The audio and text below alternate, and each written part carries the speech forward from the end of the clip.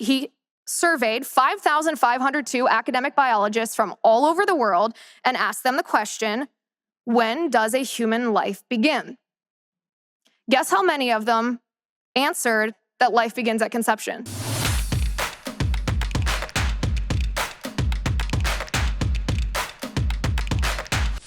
A PhD student at the University of Chicago named Steve Jacobs. Have you heard of him? Good, I was hoping that you wouldn't.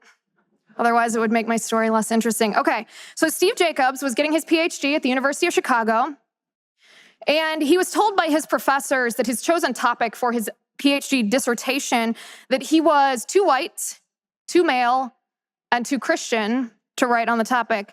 Does anyone want to guess what this topic was? Yes, who said that? Abortion, of course it was abortion. Jacobs had decided to write his doctoral dissertation not on abortion itself or the morality of abortion, but on questions about abortion that ultimately led to people changing their minds. Because anybody in this room who's had a conversation with someone on the left about abortion knows that there's always roadblocks in helping someone change their mind if they've already formed their opinion on abortion, right?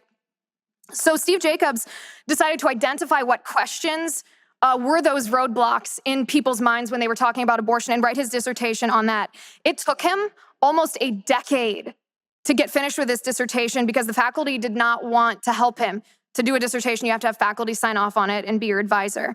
And they did not want him to do this, perhaps because they did not want the public to know what Jacobs had found. So I'm going to tell you what Jacobs found tonight, or this morning.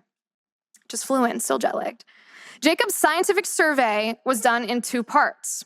First, he surveyed 2,899 American adults, and he asked them, who is the most qualified or who has the highest authority to answer the question, when does a human life begin?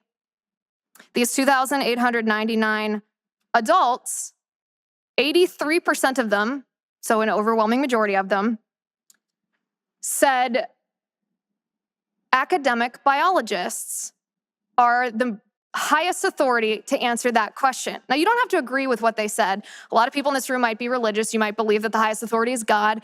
But these American adults surveyed said, to answer that question, I wouldn't listen to a conservative pundit, wouldn't necessarily listen to a doctor, wouldn't listen to a religious leader. I would listen to an academic biologist. So Steve Jacobs said, okay, he accepted that. And he decided his second part of the survey, he would conduct a global survey, not just in the United States, of academic biologists.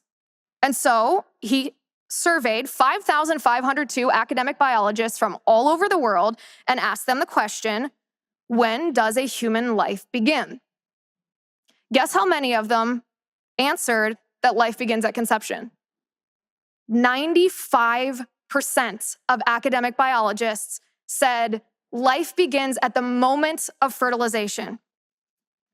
The other 5% of biologists, you want to know what they answered? These are real answers, verbatim answers, quotes from them. Quote, is this a study funded by Trump and the KKK? Sure hope you aren't an effing Christian.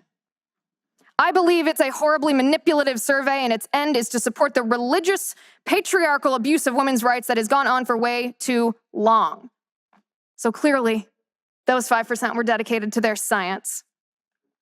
So, why is this story important? Why did I start out my speech with this story tonight? Because your generation could be the generation that ultimately leads to Roe v. Wade being overturned.